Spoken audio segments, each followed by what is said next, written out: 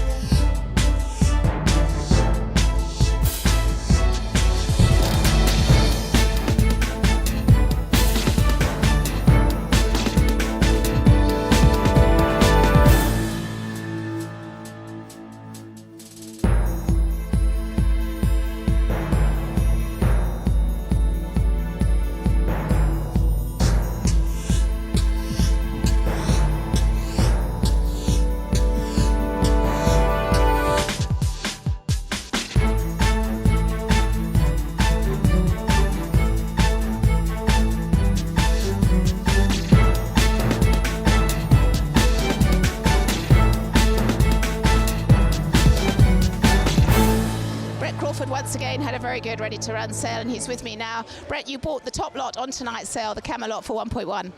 Yeah, Fee, he's a lovely horse. I feel he's a very progressive horse, a good family, and Camelot himself, he's done exceptionally well his first season overseas. So I think we're very fortunate to have a pedigree like that here, and I just thought that he's a horse that's worth every cent. So very, very glad that we've secured him, and I look forward to seeing him on the racetrack.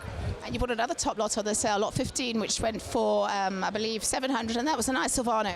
Yeah, exceptionally well bred horse, by South Africa's leading sire out of a Group 1 winning family. So I thought he was a lovely individual. I thought he put up a really nice piece of work. So very, very glad that managed to secure him as well. You've been very lucky with this sale in the past, of course, with Edict of Nance, and I wish you all the luck with these two, because they really looked like two great individuals. Yeah, very pleased. Like I say, I thought two smashing colts. So, like you say, we won the race before with Captain America, and last year we just got beat with Bold Respect. But both of them are Group 1 winners. So hopefully we can turn today's purchases into Group 1 horses as well. Green Street Bloodstock, Justin Veermark managed to pick up two really, really nice colts on tonight's sales, lot 36 and 41, and they were a Kawari colt and a Vercingetorix. Very good, well purchased. Yeah, thanks very much. They're not up for syndication. They're actually for a private owner, Lawrence Verners. Him and Johan couldn't come down to the sales, so they asked me to have a look at a few, and they liked the gallops that they saw online and the pedigrees, obviously, and they were pretty nice horses, so we were happy to get them for the prices we did. They weren't cheap at 400 and 425, but they put up good work, and we're happy enough to select them. They'll go to Johannesburg now, and hopefully Johan can bring them down next year for the race, the 2.5 million race. Absolutely exciting stuff. They really did look like two nice individuals. And how did you feel the sale was on the whole? There was definitely something for everyone out there. Yeah, absolutely. Look, Normandy did a fantastic job, so did Sutendal and Far End prepping horses. And very well received. It was hard to buy a horse if you didn't have a lot of money. That middle market area was really, really strong. So I think a lot of happy buyers and vendors, myself included. I thought it was a brilliant sale. Obviously not huge numbers at the very top end, but really strong throughout the middle, and good, because it was a good bunch of horses, good quality, and obviously with the 2.5 million race for a smaller catalogue this year, you got a good chance of getting a runner, and I think a lot of people, for that reason, were happy to buy some horses. One of the top lots, 107, was sold by Stonehill stud Heinrich. Rex, and Heinrich is with me now. We went for 900,000, the Pourmoire, and what a lovely looking individual. Yes, I was really impressed by his gallop, and obviously he's got a great pedigree. So yes, really happy for getting 900,000 for him. And he was bought by the Equine International Group. Now, they've bought quite a few horses today. They seem to have done a lot of, they've been very busy purchasing. Yes, I think they're buying for the international market, and I think that's why that horse was appealing to them as well. It's been a super sale, though, hasn't it? The gallops went off so superbly this morning, and we've had a good turnout here this evening, and some really good steals for some of these buyers. Yes, I think there's some good value to be had, and I think it also helped that the catalogue wasn't too big, so it suited us, the sellers, a bit. Yeah, 2 years ago we came out to have a little feel of the market, see what Cape Town and South Africa could offer, and for about 2 years now we've been working on planning to come back, and it just turned out that this was the right time. We had a couple of buyers who were interested, and hopefully we've bought some really nice horses for good value. That's the idea. So it's a wonderful story. Hopefully you like our horses and you've had success in the past. Well, touch wood. I mean, we picked up 3 horses in Johannesburg recently as well. We've also bought from South Africa privately, so he's currently in quarantine going to the UK. So we're trying to, make a nice stamp in South Africa at the moment, just because we feel the horses are good quality, the longevity is interesting, and in Europe we can't get this value, these really nice stamped quality horses for this kind of money, so that's why we thought it was worth coming out here. Well, it was certainly a good catalogue tonight. There were some super bred horses on the catalogue, and the hospitality that the Cape Thoroughbred Sales put on is second to none as well. Yeah, I have to say this has been brilliant. From the 2 years since I've been, it's improved dramatically. The breezes were excellent, really well run. Alistair, who was the commentator, was fabulous. Really well described everything. And in here, the food's been great. We've been well looked after, and yeah, we've been made to feel really welcome. So I appreciate that. Vian Smith is with me now, and he must be a very relieved man that this evening's sale is done and dusted, and a very good one it was indeed. Vian, you must be happy with this evening's sale. Yes, I am certainly happy. It was a good result, and particularly in the middle market, I think a lot of horses in the middle market went for some good money and quite a wide buying bench. Also, really pleasing to see Gary Woods and EIB taking a lot of horses home tonight, and that's new blood and some international money coming into the sale. So very pleasing to see. The sales topper, Brett Crawford, signing for the Camelot colt, and cracking colt. He was 1.1 million rand. So yeah, lots to be happy about. Some really exciting times to come out of this sale. And speaking to Gary from EIB, he was absolutely thrilled with his 8 purchases. Well, that's great to hear. That's what we want is for people not to come here and buy horses. Once we want them to keep coming back, and let's hope this is the start of a long relationship with him and South Africa. Well, it was superbly run. The gallops went off so smoothly this morning, and the sale has run like clockwork this evening, and everyone's enjoyed themselves. I think everyone's gone away with what they wanted, and it really does look to have been a great success. I think so. There's a lot of positive talk about, and a lot of smiling faces, which is always a good sign. There's of course the race day to look forward to now tomorrow. So it's a tough old sport this, but looking forward to that. I think it's going to be a great day, and we'll keep building on this. Yeah, and of course all the buyers from this evening, they've got all that to look forward to getting into next year's sales races, and it really is a fantastic incentive and something to build on. Yes, absolutely. And to know that one of these horses is going to walk away with a £2.5 million race next year this time is that's a lot to look forward to. And I think, as I said, a lot of happy buyers, and everyone seems to have gotten the one that they wanted, and we'll build from here. Big congratulations to all you and all of your team, because I must say, as I said, it's gone off like clockwork this evening. The food and the hospitality and everything has been fantastic again as well. It has been great, and I've got to compliment my team. Kirsty Kurtz, who's our sales manager, has done a wonderful job. Josie Marais, who looks after everyone's flights and accommodation and takes the late night phone calls and makes sure everyone gets home safe. She's done a wonderful job. Kerry Jack, our bloodstock manager, a really superb job, and then Anne Dalton and her team from Agri Expo, that's just amazing what they achieve, and it doesn't. Sometimes you forget you're in a tent, and it really the atmosphere was wonderful, the food was great, and I'm sure the music's still going, so I'm sure there'll be a few people around till the wee hours, and as I said, we'll start again tomorrow. I couldn't agree more. It's been an absolutely fabulous sale, and not much time for you to catch your breath. We'll see you at the Cape Premier Yearling Sale in January. Absolutely, the Cape Premier Yearling Sale remains remains our, our flagship event. And I think the Ready to Run sale, there's a lot of horses that were bought at this year's Cape Premier Yearling sale that sold tonight, and I saw a couple of Pinnacles with big smiles. Some did well, and I think this sale really does generate a lot of trade, and that's a big reason for having the sale firstly. But the Cape Premier Yearling sale does remain our premier event, and we've got a cracking catalogue. The catalogue will be online next week, so watch the press for that. We'll have press releases around that, and then catalogues will arrive at your door very soon, and then on with 2019, the next crop, find the next champion for sure. Absolutely, all systems go. Well done for you, and this sale's gone off really, really well. Congratulations. Thanks very much for you.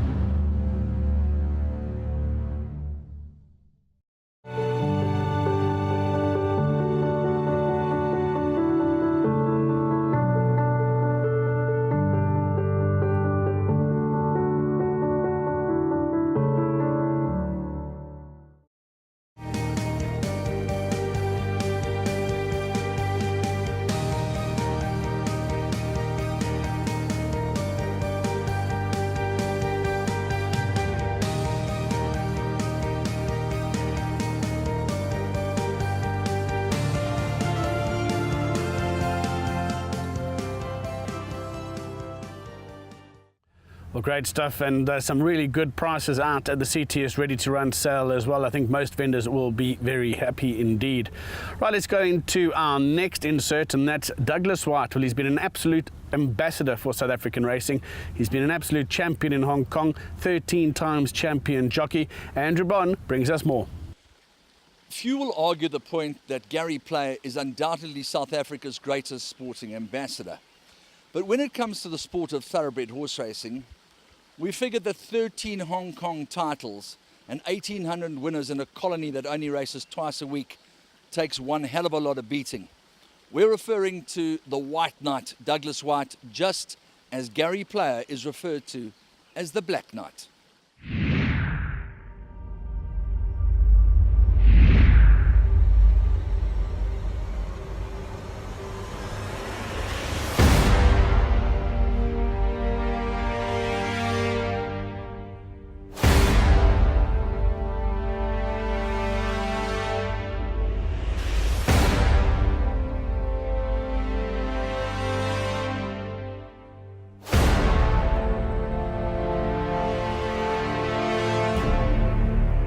But here's Bejeweled getting on terms. Salou Boutte, the insider Bejeweled. He's kicking Salou Boutte, but Bejeweled is lifting on the outside. And here's 1,000 winners in Hong Kong for Douglas White.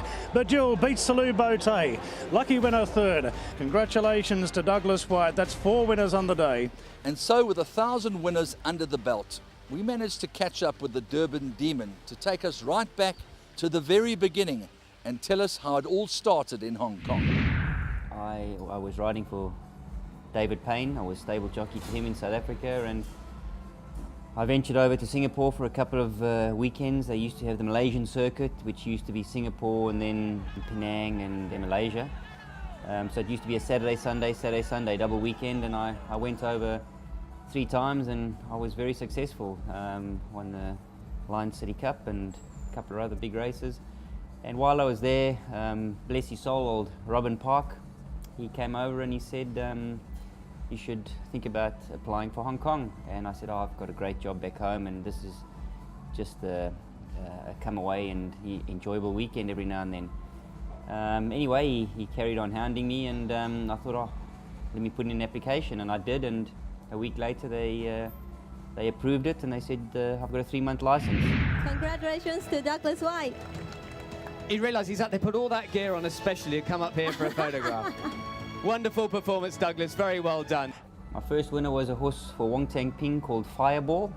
Fireball out in the centres, warming up, and at the 150, Fireball went whoosh. Fireball raced to the lead from Elite, then Solar Sentry and Sunnyland, but it's all the favourite. And to the cheers of the crowd, Fireball raced away to beat Elite. Sunnyland. Douglas White brings up his first win in Hong Kong. Aboard Fireball, the short price favourite in race number 3. One that springs to mind without even thinking about it is London News. London News, the pride of South Africa, goes up and goes to the lead. Privilege on the inside is coming again. London News in front. Privilege won't give in. London News doing the better, and London News, he's everything they said, and he wins. London News by a half. Privilege second, Anis Mirabilis third, and Sapio made good ground to run in fourth. He was part of my success story in South Africa and here. He first horse to travel outside of South Africa, and I won the QE2 on him. And then, you know, my first derby. It had been a long time, and you never forget the first one. Super Saturn's going after Super Pistachio. Brave Kid between them. Super Pistachio and Super Saturn. Super Pistachio and Super Saturn. A great duel here in the derby. They're wide apart. Super Saturn lunges at Super Pistachio and got him. I don't think anybody can express the, not so much pressure, but the feeling and the satisfaction crowd-wise. And you know, you get that monkey off your back. It's a fantastic feeling. So from that fantastic feeling, it's a very difficult question for me to ask, but what about the imminent changing of the guard? It can't be easy. You know, everything has a shelf life, and it got to a stage where it was always going to happen, and I'd mentally prepared myself for that 3 years before it did happen. It's a life-changing cycle. Everything has to change, and everything will change eventually. It's any sport in the world, it changes. And as I said, it was a satisfaction, and it was a new chapter of my life, because from there on in, it was more about focusing on Group 1 races, traveling more, enjoying racing more. And I think I've perfected that. I've got some fantastic friends, both in racing and outside of racing, and I just appreciate everything they've done for me, and they've been there for me, and they've supported me, and they know who they are. Doug, what about Ivan Allen? Truly a legend in his own lifetime. He's a chapter in my life. He started me off. One of the cleverest, most astute. He would be training against anybody now worldwide and hold his own.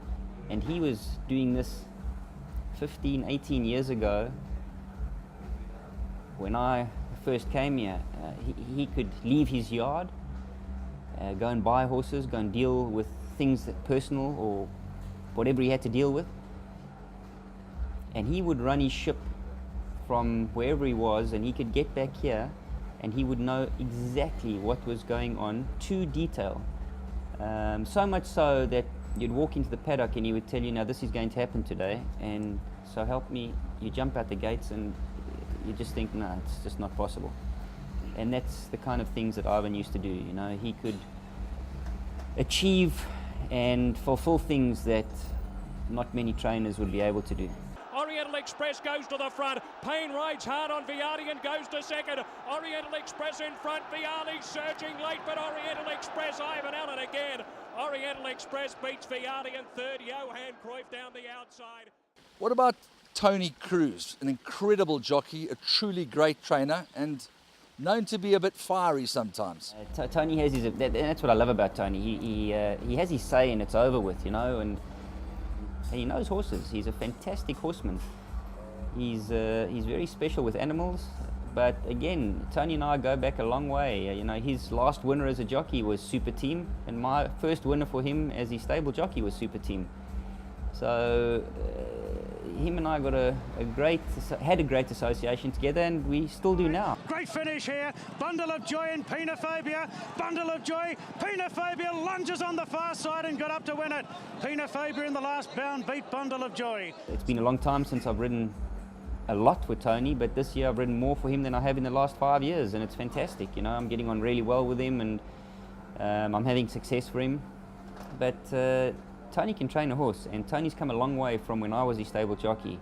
He's changed his racing, his training methods. he's tweaked a lot of things, and for the better. And he's always going to be a force to be reckoned with on the trainers' premiership table.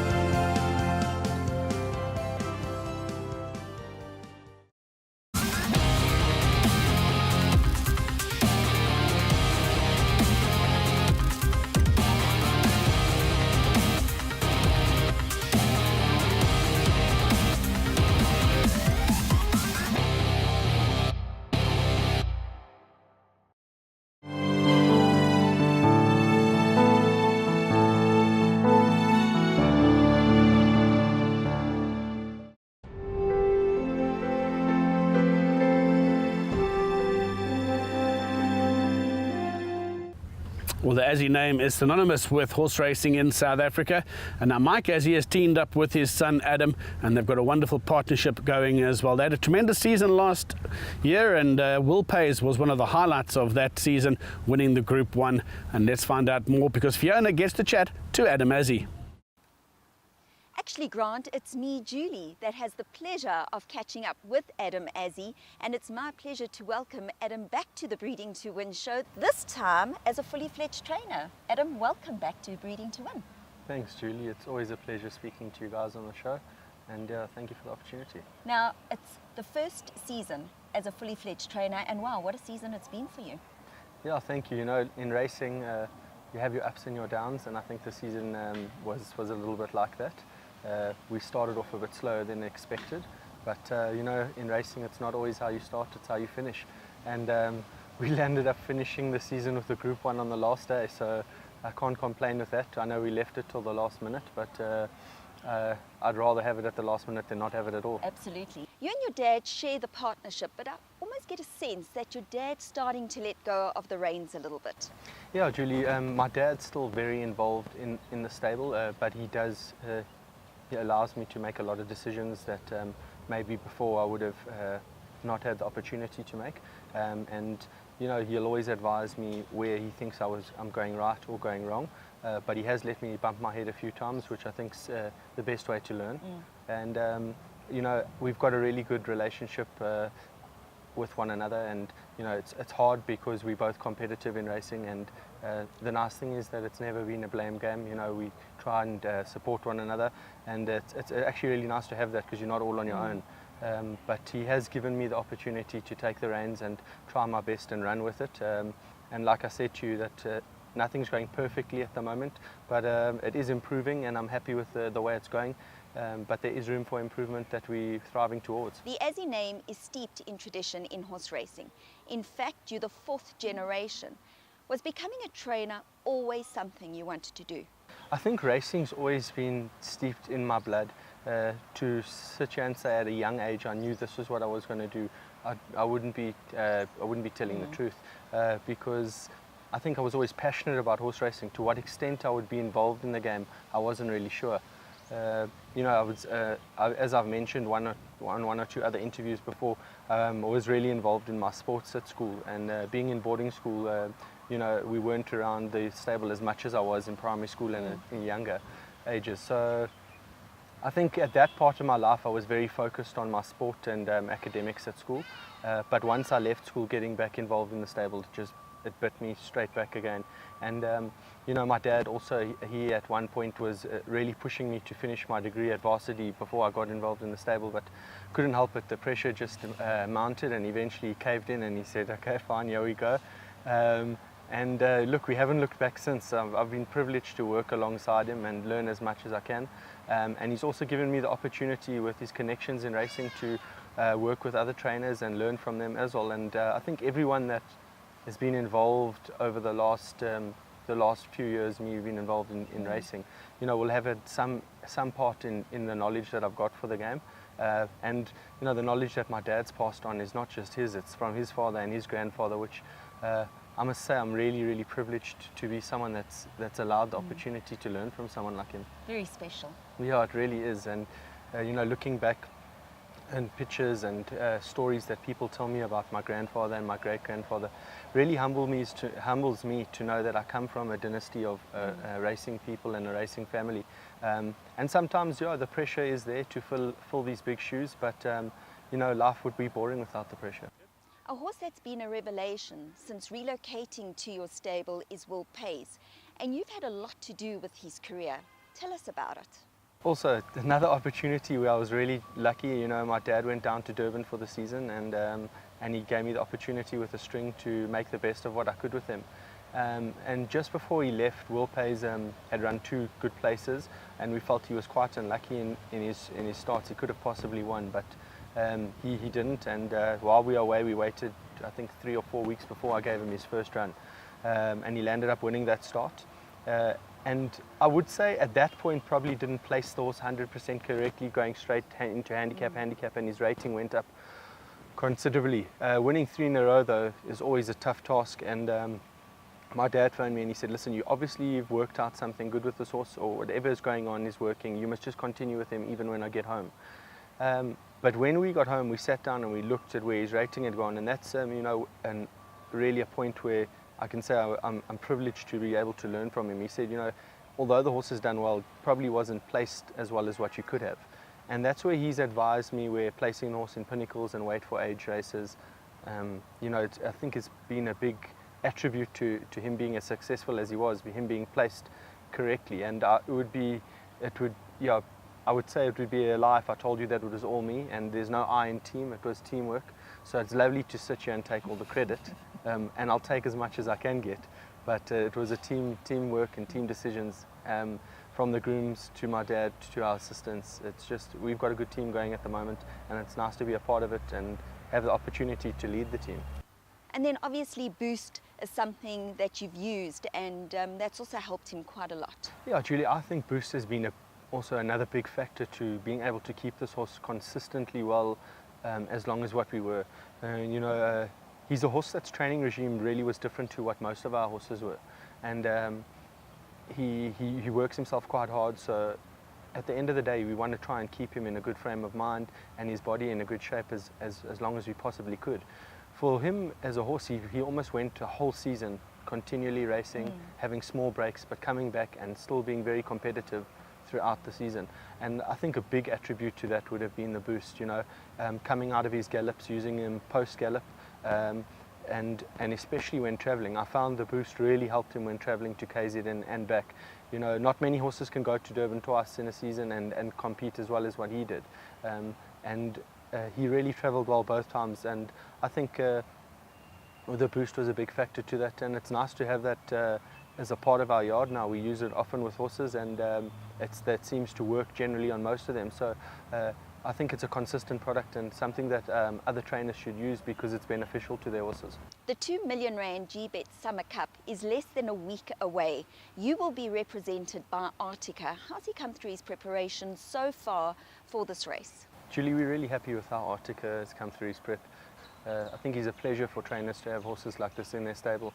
He's always there or thereabouts. No matter what type of field he runs in, he seems to be competitive. And I think he just shows what type of horse he is. He tries his best. You know, coming into the Summer Cup with 52 kilos, the 2,000 probably bordering his best distance. I think with 52 kilos on his back, you know, he's got to be competitive, or some type of horse you could never really leave out. The pace of the races will all be determined how the horses run as well. You know, we'll sit and we go through what we think is going to be the pacemaker, if there's going to be a good pacemaker, but that we'll all have to see on race day. But to have a horse like him in the Summer Cup's an absolute privilege, and it's always exciting as a trainer in Joburg to have horses in these races. You know, although there are pinnacle races around the country, this is our premier race, and you know, there's a lot of tradition behind this horse and this race, and the heritage behind it. So for Joburg trainers to win this race, you know, it's always, I think, one of their pinpoints in their careers, and I'm really privileged to be able to have a horse with my dad in the race this year, and it'll be lovely if him and I can lift the title together. The nice thing about us being a partnership at the moment is I don't think there's been many races won by trainer-son combinations, so we'll win as many as we can as long as we are a partnership, and hold that flag high as long as we possibly can.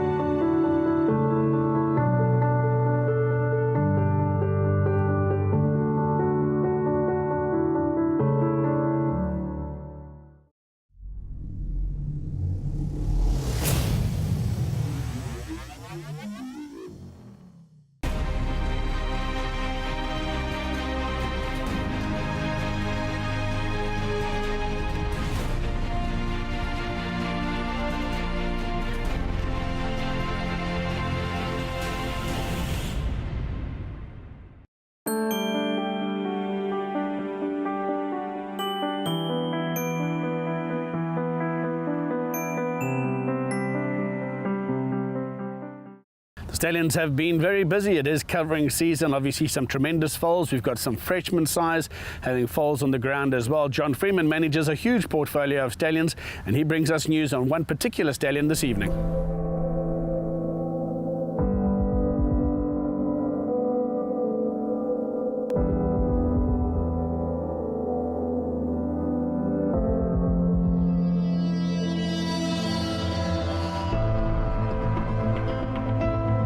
I incidentally was walking in the paddock just the other day and saw a Futura run out in the paddock, and it just gave me goosebumps. He's by far my best weanling on the farm. All the breeders that I spoke to that had Futura foals claimed they had the best. I didn't have a bad report. They were all good-legged. Everybody was positive about them. I think that Futura's got what it takes to make a champion's eye. Aventura's got two Futuras, a colt and a filly. The colt in particular is an outstanding individual. He's out of a mare by far, so it's speed on speed. We're assuming the horse will get the mile. Big, strong, upstanding, good bone. Filly's a little bit lighter in physique, but I think generally from a first crop or a first foal, very delighted.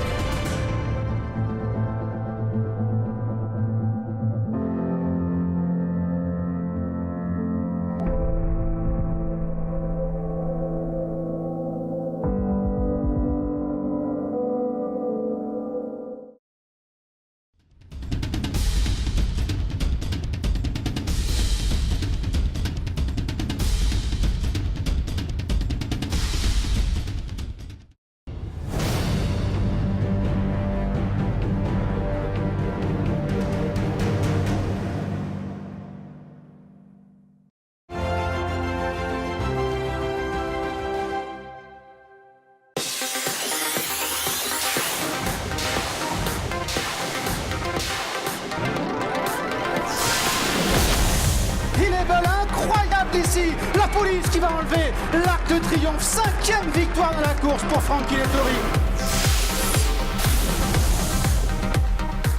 Is storming home, one of the last possible gasps for the judge of Thriller.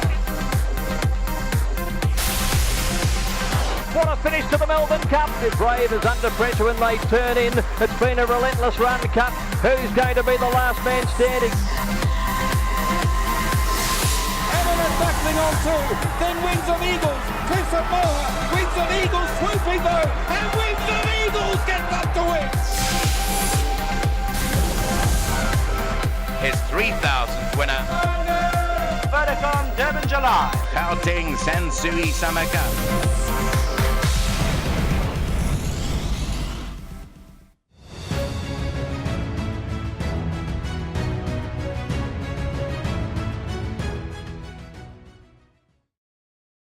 The Western Cape Equine Trust race days on the 1st of December. There are still some tables available. Fiona gets to chat to their chairman, Ken Truter. The Western Cape Equine Trust race day will be held here at Kenilworth on Saturday the 1st of December, and with me this morning is the chairman from the Equine Trust, Ken Truter. Ken, it's lovely to have you on the show. Thanks very much, Fee, and thank you for the opportunity to have a chat to you. Well, I'm really looking forward to the race day because it promises to be a fantastic day. You've got lots of sponsors on board, you've got lots of prizes, you've got lots of fantastic opportunities in the auction as well. That's right, and we really are blessed because over the past few years that I've been chairman, the support we receive from breeders, just patrons of racing. We get so many private donations, which is substantial and which people would like to remain anonymous. Without that generosity, we wouldn't be able to continue. Well, you've got some superb big names sponsoring this year and backing you, and one of them is no other than Gaynor Rupert, and she's offering a trip to Goodwood Races is one of your auction prizes. Yes, well, that's very, very exciting, and Gaynor's always been a big supporter, and we're very thankful to her. And I think this is just last year we had a trip to Bernard Cantor's Investec Derby, which Etienne Braun purchased, and that was a hard act to follow, and thank goodness Gaynor's come to the party, and I think this is an exceptional prize to be able to go and race at Goodwood in the Ormeran's box, pre-drinks at the Duke of Richmond's house, and I believe the box is right on the line. It really doesn't get better than that. And of course, apart from the trip to Goodwood, there's lots of other fabulous things on the auction. Beautiful cases of wine, hotel stays, and a flight, I believe. Yes. No, we've got absolutely marvellous prizes this year, and one very exciting one is a trip for two in an aeroplane sightseeing over the peninsula, which I think has got tremendous appeal, and hopefully there'll be somebody who'd want to try and buy that on the auction. Absolutely, lots of incentive to be there on the 1st of December. Now, this is all taking place in the Kenilworth Room. That's correct, yes. We always have it there. We find it slightly more intimate than the big Peninsula Room, and it really goes down well with us. And we've got a full luncheon, 3-course luncheon. There'll be wine on the table. We've had generous donations of wine for the table, champagne. So it'll be something very worthwhile to attend. And you've already got good numbers for that. We have. The bookings are looking extremely promising, and as I said, we're hopeful that we'll have a full house of 220 people. And anyone out there who wants to buy a ticket, they can go on to WebTicket to get their ticket for the day. That's correct. And at the end of the day, we do all this for the love of the thoroughbred, and it's a very important thing for the racing industry because horses are sold, horses are raced, and once their racing career comes to an end, what happens to the horse then? And this is where we try and step in and fulfill a role where we can prepare horses for a second life, a second chance. And it's so encouraging, the amount of horses that are competing successfully in dressage, thoroughbreds, and when you see some of the stories coming back of horses that we've placed, it makes all the effort worthwhile. I've seen some of these stories on social media, and it must be so rewarding to see horses having an afterlife. It is. I mean, I had one of my favourite horses, Johnny Rockets, and he's ended up in a fantastic home, and the people moved to Mozambique, and it raised the question, can we allow horses to move out of the Western Cape? And the answer, of course, was yes. And it was a real mission to get him and a companion to Mozambique with permits and trucking and everything else. But he's there now, and we want to write a story about it, because if you see the pictures of him walking on the beach in Mozambique, it's just unbelievable, and it makes me sleep well at night. Very special, a super story. Well, thank you very much for taking the time to chat to us, Ken. I'm really looking forward to your race day on the 1st of December. Thanks, Fee. It was an absolute pleasure, and thank you for the opportunity. It's always lovely to have Ken on the show. He's doing an absolutely marvellous job for the Equine Trust, and you must get down to Kenilworth Racecourse on the 1st of December because it's sure to be a fabulous day's racing with lots of prizes and a wonderful auction for a really good cause. And finally, we'll bring you another foal of the week. We've seen some tremendous foals. Keep sending them through. Fiona's obviously on her email, and she loves to get these foals out on the show. So if you do have a wonderful foal that you'd like to highlight on Breeding to Win, please send it in. Let's catch up with this week's foal of the week.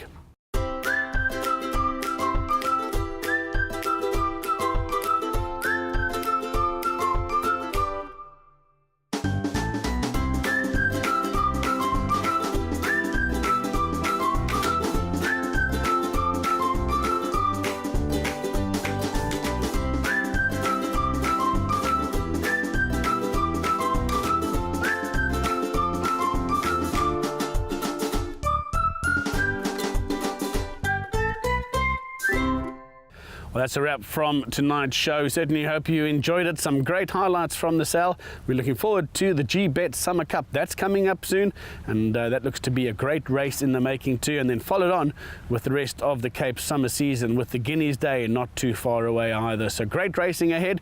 We look forward to bringing you all the action here on Breeding to Win.